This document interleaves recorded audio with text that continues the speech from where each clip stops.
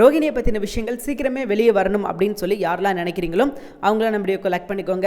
ஆமாங்க, ரோகிணி மாற்றுறதுக்கான ஒரு முக்கியமான விஷயம் இன்னைக்கு எபிசோடில் நடந்திருக்குது. அது என்ன அப்படின்றத வீடியோவோட எண்டில் சொல்கிறேன். அது வரைக்கும் இன்னைக்கு எபிசோட் நடந்த முக்கியமான விஷயங்கள் என்ன அப்படின்னு பார்த்துடலாம். இன்னைக்கு எபிசோடில் ஆரம்பத்தில் நம்ம மீனா தாங்க ஜெயிக்கிறாங்க. அந்த போட்டி உங்களுக்கே தெரியும், தலையில் வந்து தண்ணி கூட வச்சுட்டு நடந்து போகணும் அப்படின்ற மாதிரி போட்டி. ரோகிணி கொஞ்சம் டஃப் கொடுத்தாலும் ஒரு கட்டத்துக்கு மேலே அவங்களால தாக்கு பிடிக்க முடியல. ரைட்டு, நம்ம விட்டுருவோம் அப்படின்னு சொல்லிட்டு அவங்களும் அந்த குடத்தை விட்டுட்டு தோற்று போயிடுறாங்க. இப்போ நம்ம மீனா மட்டும்தான் இருக்கிறாங்க. இன்னும் கடக்க வேண்டிய தூரம் கொஞ்சம் இருக்குது. மீனா வந்து தோற்றுருவாங்களா ஜெயிச்சிருவாங்களா, ஏன்னா அதை கடந்தால் மட்டும்தான் வெற்றியாளர் அப்படின்னு அறிவிக்கப்படும் அப்படின்னு சொல்லிட்டாங்க. ஸோ அதனால நம்ம மீனா கொஞ்சம் கொஞ்சமாக பொறுமையாக என்ன பண்ணுறாங்க அப்படின்னா கடந்து நடக்க வேண்டிய தூரத்தை போயிடுறாங்க. அப்போ அந்த போட்டியில் அவங்க ஜெயிச்சிடுறாங்க.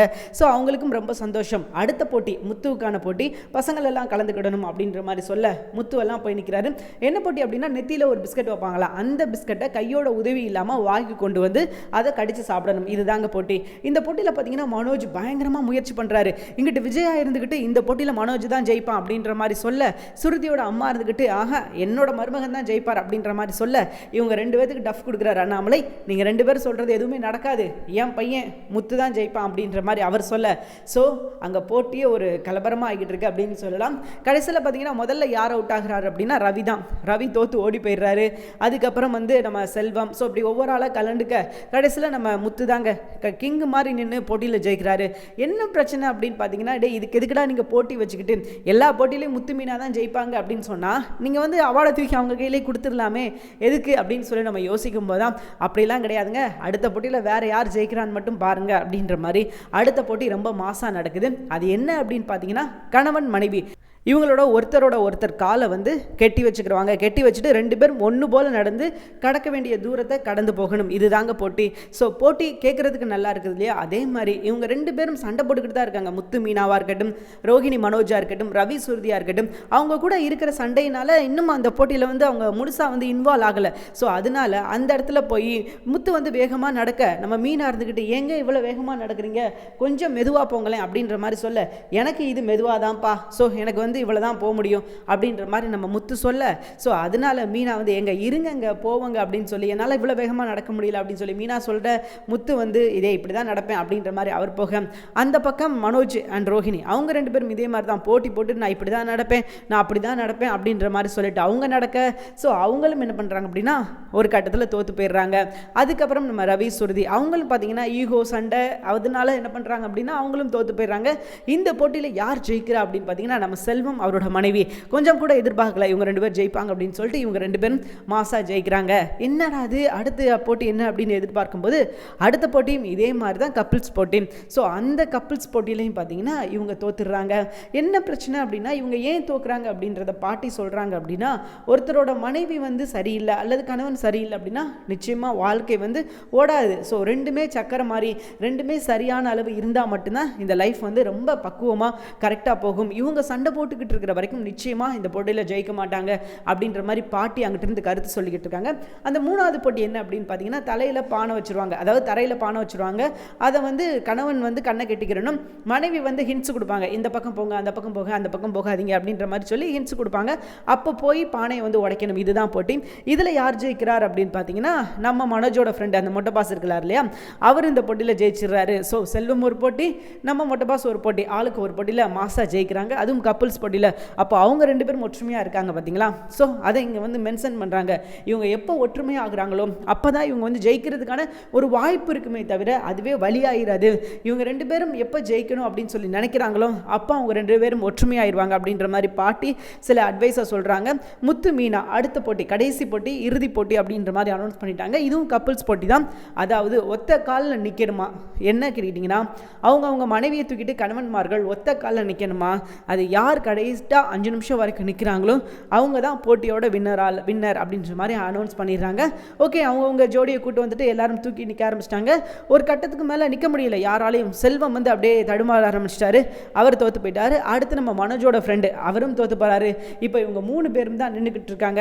அப்போ முத்து மீனா இவங்க 2 பேரும் என்ன பேசிக்கிறாங்க அப்படின்னா இனிமேல் குடிக்க மாட்டேன்னு சொல்லுங்க அப்படின்ற மாதிரி சொல்ல, அவர் இருந்துக்கிட்டு மீனா தயவு செஞ்சு டெய்லி வாக்கிங் போய் உன்னோட உடம்பை கொஞ்சம் குறைச்சினேன், இவ்வளோ வெயிட் இருந்ததுன்னா நிச்சயமாக என்னால் தூக்க முடியாது, ஸோ நீ கொஞ்சம் உடம்பை குறைக்கணும் அப்படின்ற மாதிரி சொல்ல, நீங்கள் முதல்ல குடிக்கிறத நிப்பாட்டுங்க, உங்களுக்கு வந்து உடம்பு போச்சு, நீங்கள் குடிச்சு உங்கள் உடம்பு கெட்டு போச்சு, அதனால தான் நான் வந்து உங்களுக்கு வெயிட்டாக தெரியுறேன், மற்றபடி நான் வெயிட் கிடையாது அப்படின்ற மாதிரி மீனா சொல்ல, என்னது என் உடம்பு போச்சா அப்படின்னு சொல்லி அவங்க 2 பேருக்குள்ள ஒரு கட்டத்தில் வந்து காம்ப்ரமைஸ் ஆகிறாங்க.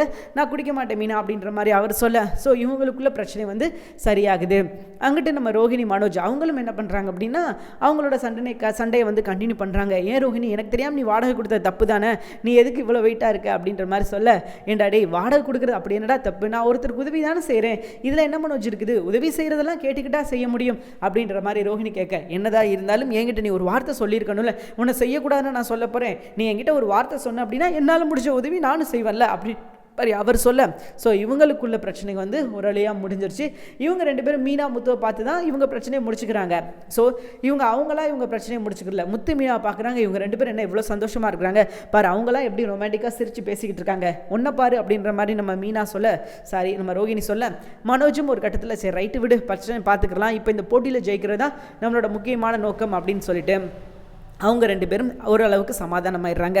அதுக்கப்புறம் அந்த பக்கம் ரவி சுருதி அவங்க 2 பேத்துக்குள்ளே என்ன டாக் போகுது அப்படின்னா, நீ இந்த இடத்துல தூக்க சொன்னால் நீ தூனா அழகாக தூக்குவ, என்னன்னா தூக்குவியா அப்படின்ற மாதிரி சொல்ல, சுருதி வந்து இறக்கப்படுறாங்க. என்ன சொல்கிறாங்க அப்படின்னா, ரவி வேணா ரவி, இந்த போட்டியை நமக்கு வந்து ஸோ நம்ம ஸ்டாப் பண்ணிடலாம் அப்படின்ற மாதிரி சுருதி சொல்ல, ரவி வந்து ரொமான்டிக்காக பேச ஆரம்பிச்சிட்டாரு. உன்னை தூக்கிட்டு ஒரு நாள் முழுக்க நிற்கன்னு சொன்னால் கூட நான் நிற்பேன் சுருதி, இது வந்து எனக்கு பெரிய விஷயமே கிடையாது, எனக்கு நீ தான் முக்கியம் அப்படின்ற மாதிரி அவர் மயசு வச்சு பேச, சுருதியும் வந்து கரைஞ்சி போயிட்டாங்க. ஓ என் மேலே உனக்கு அவ்வளோ லவ்வா அப்படின்ற மாதிரி அவங்க கேட்க, ஏன் உனக்கு தெரியாதா அப்படின்ற மாதிரி இவங்க சொல்ல, ஸோ ஒரு வழியாக 3 கப்பிள்ஸும் வந்து சமாதானமாயிட்டாங்க, பிரச்சனை ஓவர் அப்படின்னு சொல்லலாம். அது போக என்ன நடந்த முக்கியமான விஷயம் என்ன அப்படின்னா, இந்த போட்டியில் செல்வம் தோத்துட்டாரு, அது போக நம்ம மனோஜ் ஃப்ரெண்டும் தோத்து போயிட்டாரு. ஸோ இப்போ என்ன சொல்ல வர்றாங்க அப்படின்னா, ஒற்றுமையாக இருந்தால் ஜெயிக்கலாம் அப்படின்னு சொல்ல வர்றாங்க. ஆனால் அவங்க ஒற்றுமையாக தானே இருந்தாங்க, இதுக்கு முன்னாடி அந்த கப்பிள்ஸ் ஒற்றுமையாக இருந்து 2 போட்டியில் ஜெயிச்சாங்கல்ல, அவங்க ஏன் இந்த ஒற்றுமையாக இருந்த இந்த போட்டியில் தோத்தாங்க அப்படின்றது தான் நம்மளோட ஒரே கேள்வியாக இருக்குது. பார்க்கலாம் இவங்க என்ன சொல்கிறாங்க அப்படின்னு சொல்லிட்டு. ஸோ ஒரு கருத்தை சொல்லணும் அப்படின்னு சொல்லியிருக்கிறாங்க. இன்றைக்கி முழுக்க பார்த்தீங்கன்னா போட்டியில் மட்டும்தாங்க இந்த விஷயங்கள்லாம் போச்சு. அதை தாண்டி சொல்கிறதுக்கு ஒரு விஷயம் கூட நடக்கலை அப்படின்னு சொல்லலாம். அண்ட் அதை தாண்டி அப்படின்னு பார்த்தீங்கன்னா அடுத்த ½ அன் ஹவரில் கொஞ்சம் சில விஷயங்கள் நடந்தது அப்படின்னு சொல்லலாம். அதில் முக்கியமாக என்ன அப்படின்னா, எல்லாரும் போட்டியெல்லாம் முடிச்சுட்டு வீட்டுக்கு வந்துட்டாங்க, எல்லாரும் சமாதானம் ஆகிட்டிங்களா, சூப்பர், இந்த மாதிரி தான் இருக்கணும், சண்டை அப்படின்றது அடிக்கொடாட்டி வந்துக்கிட்டு தான் இருக்கும், அதை மட்டும் முக்கியமாக மெயினாக வச்சு நம்ம வாழ்க்கையை ஓட்டக்கூடாது, அதை தாண்டி இருக்கிற ஒரு லைஃப்பை நம்ம என்ஜாய் பண்ணணும், கணவன் மனைவி 2 பேரும் ஒற்றுமையாக இருக்கும்போது மட்டும்தான் இந்த விஷயங்கள்லாம் நடக்கும் அப்படின்ற மாதிரி பாட்டி வந்து அட்வைஸை போட்டுக்கிட்டு இருக்காங்க. ஸோ அதுக்கப்புறம் பார்த்தீங்கன்னா பாட்டி ஒரு தரமான வேலையை பார்த்து விட்டுறாங்க. ஒரு தொட்டில் வந்து கொண்டு வந்து கொடுக்குறாங்க. அது என்ன தொட்டில் அப்படின்னு பார்த்தீங்கன்னா, அண்ணாமலை படுத்து தூங்கின தொட்டில். அதுக்கப்புறம் நம்ம முத்து, மனோஜ் அண்ட் ரவி இவங்க 3 பேரும் படுத்து உறங்கின குழந்தையா பிறந்தப்ப அந்த தொட்டிலில் தான் யூஸ் பண்ணிக்கிட்டு இருந்தாங்களாம். இப்போ அந்த தொட்டில் வந்து இங்கே நம்ம வீட்டுக்கு வந்திருக்குது அப்படின்ற மாதிரி பாட்டி சொல்கிறாங்க.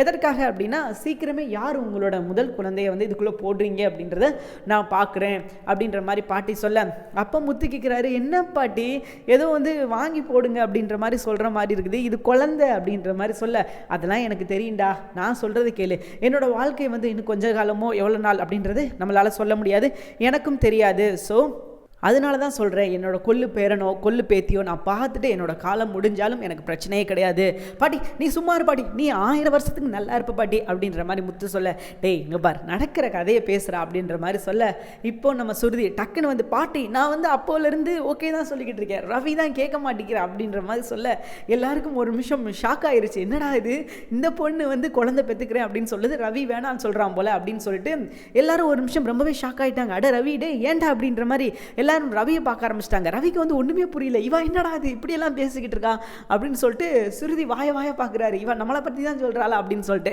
அப்போ வந்து பாட்டி கேட்குறாங்க, என்னடா ரவி என்ன இப்படி கம்ப்ளைண்ட் பண்ணுறா அப்படின்ற மாதிரி கேட்கும்போது அதற்கு ரவி சொல்கிறாரு, பாட்டி முழுசாக கேளுங்க பாட்டி அப்படின்ற மாதிரி சொல்ல, சரிம்மா என்ன உன் பிரச்சனை சொல்லு அப்படின்ற மாதிரி சுருதிட்ட பாட்டி கேட்குறாங்க. அதற்கு சுருதி சொல்கிறாங்க, பாட்டி இப்போ என்ன பிரச்சனைனா பாட்டி, நான் வந்து சரகசியை வச்சு ஒரு குழந்தை பெற்றுக்கலாம் அப்படின்னு சொல்லிட்டு இவன்ட்டு அப்போலேருந்து சொல்லிக்கிட்டு இருக்கேன், ஆனால் அதுக்கு இவன் பர்மிஷனே கொடுக்க மாட்டேங்கிறான் பாட்டி அப்படின்ற மாதிரி சொல்ல, சரகசினா என்னப்பா அப்படின்ற மாதிரி பாட்டி கேட்க, அது ஒன்றும் இல்லை பாட்டி, இப்போ நம்ம குழந்தை, எனக்கு குழந்தை பெற்றுக்கணும்னு ஆசை இருக்குன்னு வச்சுக்கோங்களேன், நான் பெற்றுக்காம அதுக்கு பதில் ஒரு ஆளை வச்சு அவங்க மூலியமாக பெற்றுக்கிறது பாட்டி இது அப்படின்ற மாதிரி சொல்ல, பாட்டிக்கு ஒரு நிமிஷம் ஷாக் ஆயிடுச்சு. ஏமா நீ இப்படி சொல்கிற அப்படின்ற மாதிரி கேட்க, பாட்டி நான் ஒரு சீரியல் டப் பண்ணும்போது பார்த்தேன், அந்த பொண்ணு ஓவராக கத்துவா, ஸோ எவ்வளோ பெயின் இருக்கும் அப்படின்றதுனால இப்படி கத்துவா, கண்டிப்பாக அவளுக்கு பெயின் இருக்கும் தானே, ஸோ அதே மாதிரி தான் இந்த பெயினை பார்த்து எனக்கு ரொம்ப பயமாயிருச்சு பாட்டி, அதனால தான் நான் என்ன சொல்கிறேன் அப்படின்னா ஒரு வாடகத்தாயை வச்சு நான் அந்த குழந்தைய பெற்றுக்கலாம் அப்படின்னு முடிவெடுத்திருக்கேன் அப்படின்ற மாதிரி சுருதி சொல்ல, எல்லாருக்கும் வந்து ரொம்ப ஷாக் ஆகிட்டாங்க. இவன் ஏன் இப்படி பேசிக்கிட்டு இருக்கா, இதெல்லாம் தப்பு, இப்படிலாம் பண்ணக்கூடாது அப்படின்ற மாதிரி விஜயாவுக்கு கோபம் வருது. அதுக்கப்புறம் பார்த்தீங்கன்னா சுருதி பாட்டி நான் போயிட்டு வரேன் அப்படின்னு சொல்லிட்டு அவங்க கிளம்பிட்டாங்க. பாட்டிக்கு வந்து அங்கே உள்ள சுச்சுவேஷன் என்னன்னு புரியுது. அந்த பொண்ணுக்கு இருக்கிறது பயம், அந்த பயம் போயிருச்சு அப்படின்னா ஆட்டோமேட்டிக்காக வந்து அவள் ஒத்துக்கிடுவா அப்படின்ற மாதிரி பாட்டி சொல்கிறாங்க. ஸோ அந்த பயத்தை போக்குறதுக்கு என்ன வழியோ அந்த வழியை தான் நம்ம செய்யணும், அதை தாண்டி மேலும் அவளை பயப்படுத்தக்கூடாது. அண்ட் கண்டிஷன் போட்டால் அவன் கண்டிப்பாக வந்து உடச்சிட்டு போகணும் அப்படின்னு தான் பாப்பா.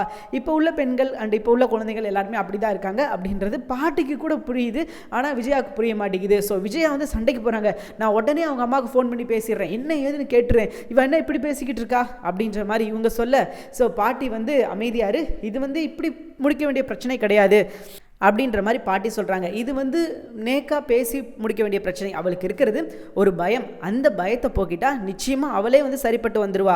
அதை விட்டுட்டு நீயா ஏதாவது பேசுகிறேன் அப்படின்னு சொல்லி புதுசாக ஏதாவது பிரச்சனை இழுத்து வைக்காத அப்படின்ற மாதிரி பாட்டி சொல்ல, அதையும் தாண்டி இல்லை நான் அவங்க அம்மா கிட்ட பேச போகிறேன் அப்படின்னு சொல்லிட்டு விஜயா போக அண்ணாமலை குறுக்க ஒரு பிளேட் போடுறாரு. நிறுத்து, என்ன செய்ய போகிற நீ, அதான் அம்மா சொல்கிறாங்களே என்ன ஏதுன்னு பார்ப்போம், முதல்ல பொறுமையாக பேசுவோம் அந்த பொண்ணுக்கிட்ட, அதுக்கப்புறம் நம்ம முடிவு பண்ணிக்கலாம், எடுத்தவங்க கவுத்தோம் அப்படின்னு சொல்லிட்டு நீ எதையும் செய்ய வேணாம் அப்படின்ற மாதிரி சொல்ல, இவங்களும் வந்து விஜயா வந்து அப்படியே அடங்கி போயிட்டாங்க அப்படின்னு சொல்லலாம். ஏன்னா அண்ணாமலையும் சொல்கிறாரு, பாட்டியும் அதே விஷயத்த சொல்லும் போது விஜயாவுக்கு அங்கே பேசுறதுக்கான எந்த ஒரு ஸ்கோப்பும் இருக்காது. ஸோ அதனால விஜயா இப்போதைக்கு அமைதியாக போக வேண்டிய ஒரு சுச்சுவேஷன் வந்தது, அவங்க அமைதியாக போகிறாங்க. சரிங்க, இது ஒரு பக்கம் இப்படி போய்கிட்டு இருக்க. இன்னொரு பக்கம் பார்த்தீங்கன்னா அது பெரிய பிரச்சனை, அது தனி பிரச்சனை, அது தனி ட்ராக்காக போய்கிட்டு இருக்குது. அது என்ன அப்படின்னு கேட்டிங்கன்னா, நம்ம மீனா வந்து ரொம்ப நாள் ஆசைப்பட்டு ஒரு ஈவெண்ட் மேனேஜ்மெண்ட் எடுத்து ஒரு ஈவெண்ட் கம்பெனியில் ஒர்க் பண்ணிக்கிட்டு இருந்தாங்க. அப்போ இந்த ஈவெண்ட் கம்பெனியை இன்னும் டெவலப் பண்ணணும், இன்னும் அடுத்த கட்டத்துக்கு கொண்டு போகணும் அப்படின்றதுக்காக ஒரு ஆர்டர் எடுத்திருந்தாங்க. அது வந்து கதிரை கண்டுபிடிக்கணும் அப்படின்றதுக்காக போன ஒரு ஆர்டரு. ஆனால் இப்போ வந்து என்ன ஆயிடுச்சு அப்படின்னா, அவங்க வந்து மீனாவுக்கு ஆர்டர் கொடுக்க அவங்க வந்து இந்த பூ டெக்கரேஷனில் இதெல்லாம் பார்த்துக்கோ அப்படின்ற மாதிரி சொல்லிட்டாங்க. மீனாவுக்கும் சந்தோஷமாக அதை ஆர்டர்லாம் எடுத்து அழகாக பண்ணிக்கிட்டு இருக்காங்க. இப்போ அங்கே ஒரு அம்மா இருக்காங்க இல்லையா, ஸோ வில்லி, அவங்க தான் மீனாவுக்கு அடுத்த வில்லின்னு வச்சுக்கோங்களேன். அவங்க என்ன பண்ணுறாங்க அப்படின்னா, இவளோட அலங்காரம் நல்லா இருக்கிற மாதிரி தெரியுது, அதை இல்லாமல் ஆக்கிருங்கடா அப்படின்ற மாதிரி சொல்லிட்டு அவங்களோட அடியாட்கள்கிட்ட சொல்லி இந்த விஷயத்தை பண்ணுங்க அப்படின்ற மாதிரி பேசிக்கிட்டு இருக்கும்போது ஒரு கற்பனைக்கு போயிட்டாங்க, கனவுக்கு. இவங்க போய் அடிச்சு நொறுக்க, அப்புறம் வந்து அந்த ஓனர் பார்த்து என்னம்மா பண்ணி வச்சிருக்கீங்க நீங்கள், செய் இதெல்லாம் ஒரு டிசைனாக நான் உங்ககிட்ட போய் புக் பண்ணேன் அப்படின்ற மாதிரி சொல்ல, இதெல்லாம் அப்படியே ரியலாக காட்டுற மாதிரியே காட்டுறாங்க.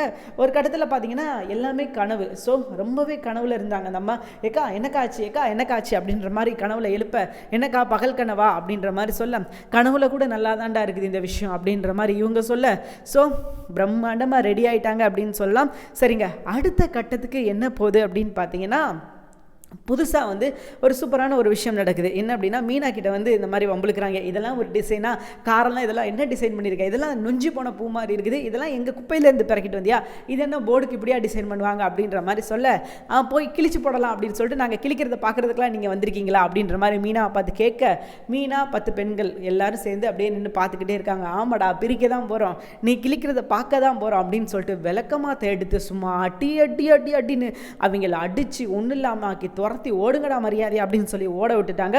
இதுதாங்க மீனா பண்ணதில் தரமான சம்பவம் அப்படின்னு சொல்லலாம்.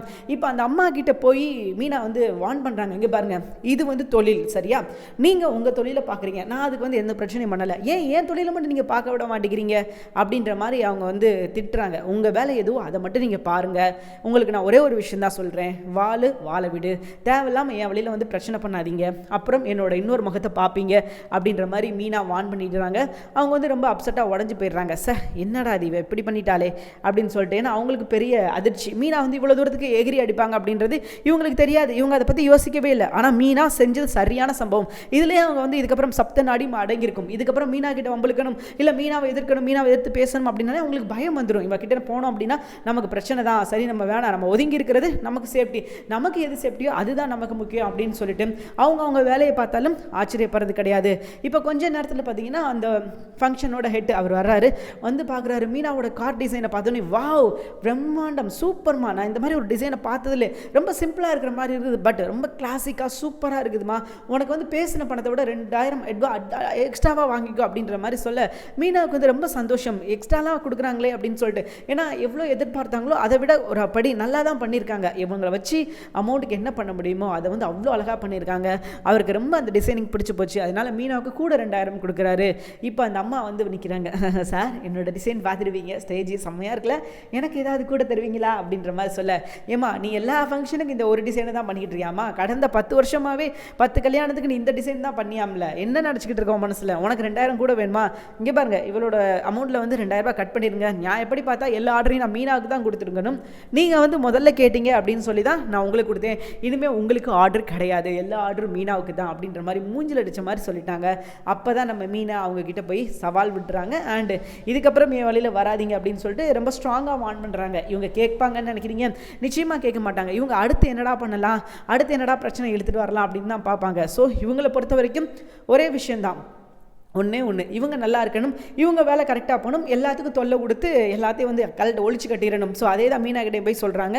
மீனா வந்து இங்கே பாருங்கள், இதுக்கு முன்னாடி நீங்கள் எப்படி இந்த இடத்துக்கு வந்தீங்க அப்படின்னு சொல்லி தெரியாது, ஆனால் நான் உழைச்சி தான் வந்திருக்கேன், நீங்கள் வந்து எவ்வளோ பேர்த்தை ஏறி மிதிச்சுட்டு இந்த இடத்துக்கு வந்திருக்கீங்க அப்படின்றது எனக்கு நல்லாவே தெரியுது, ஆனால் நான் அப்படி கிடையாது, நான் கஷ்டப்பட்டு உழைச்சி இஷ்டப்பட்டு நான் இந்த இடத்துக்கு வந்திருக்கேன், ஏன் கூட நீங்கள் மோதாதீங்க, மோதுனீங்கன்னா சேதாரம் உங்களுக்கு தான், அவ்வளோதான் சொல்லுவேன் அப்படின்ற மாதிரி ரொம்ப ஸ்ட்ராங்காக சொல்லிட்டாங்க. ஸோ இது ஒரு சூப்பரான ஒரு விஷயம் அப்படின்னு சொல்லலாம். சரிங்க, இது ஒரு பக்கம் இப்படி போய்கிட்டு இருக்க, அதுக்கப்புறம் இன்னொரு பஞ்சாயத்து இருக்கிறதுல பெரிய பஞ்சாயத்து, அவங்க தான் நம்ம ரோஹிணி மனோஜ். பஞ்சாயத்துனாலே அவங்க 2 பேர் தானே அளவெடுத்து செஞ்சவங்க அப்படின்னு சொல்லலாம். பஞ்சாயத்துனா ரோஹிணி மனோஜ் 2 பேர்த்த கூப்பிட்டு சொல்லலாம், நீங்கள் தானே பஞ்சாயத்து அப்படின்னு சொல்லிட்டு. ஸோ அவங்க 2 பேரை வச்சு அடுத்த பஞ்சாயத்து.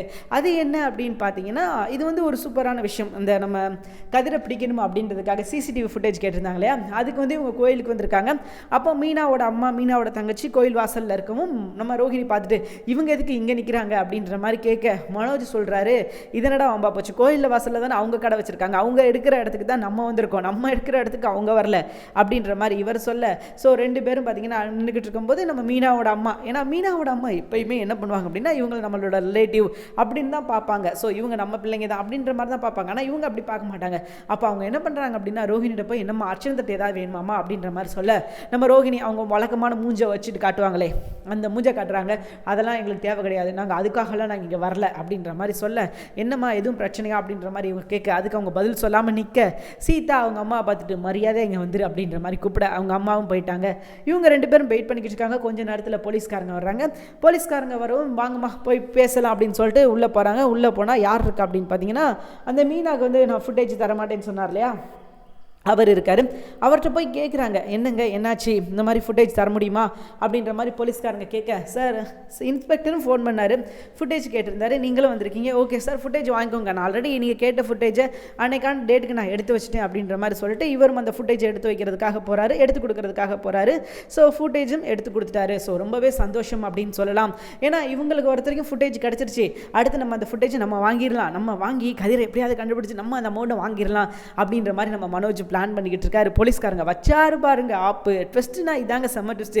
என்னப்பா என்ன வேணும், ஃபுட்டேஜாக வேணும், அதெல்லாம் தர முடியாது, நீ எதுவாக இருந்தாலும் இன்ஸ்பெக்டர்கிட்ட பேசிக்கோ, அவர் சொல்கிறது தான் நாங்கள் கேட்க முடியும் அப்படின்ற மாதிரி சொல்ல, சார் நானும் வந்து தேடுவேன்ல, நீங்கள் வந்து தேடினா மட்டும் கிடச்சிருமா, நானும் ஒரு பக்கம் தேடுனா கிடைக்காதா அப்படின்ற மாதிரி இவர் சொல்ல, டே இதெல்லாம் வந்து உன் பணத்தை கொடுத்து ஏமாந்த பார்த்தியா, அப்போ இருக்க வேண்டிய அறிவு, தோத்ததுக்கப்புறம் பணத்தை ஏமாந்ததுக்கப்புறம் இந்த அறிவு வந்து எந்த பிரோஜனமும் கிடையாது தம்பி, போய் பணத்தை கொடுக்காம இதுக்கப்புறமா அது ஒழுங்காரு அப்படின்ற மாதிரி சொல்ல, மனோஜ் இருந்துக்கிட்டு, சார் என்கிட்ட ஒரு ஐடியா இருக்குது சார், நீங்கள் எப்படி கண்டுபிடிப்பீங்க, எல்லா ஸ்டேஷனுக்கு ஃபோட்டோ அனுப்பி நாங்கள் வந்து தேடுவோம், பட் என்கிட்ட ஒரு ஐடியா இருக்குது, இவனோட ஃபோட்டோ வந்து சோசியல் மீடியாவில் போட்டோம் அப்படின்னா அது எல்லாரும் பார்ப்பாங்க, கண்டிப்பாக யாரோ ஒரு ஆள் வந்து இவனை இங்கே பார்த்து அப்படின்னு சொல்லுவாங்களே, அதை வச்சு நீ கண்டுபிடிச்சிடலாம்ல அப்படின்ற மாதிரி ஒரே ஒரு வார்த்தை தாங்க சொன்னார்.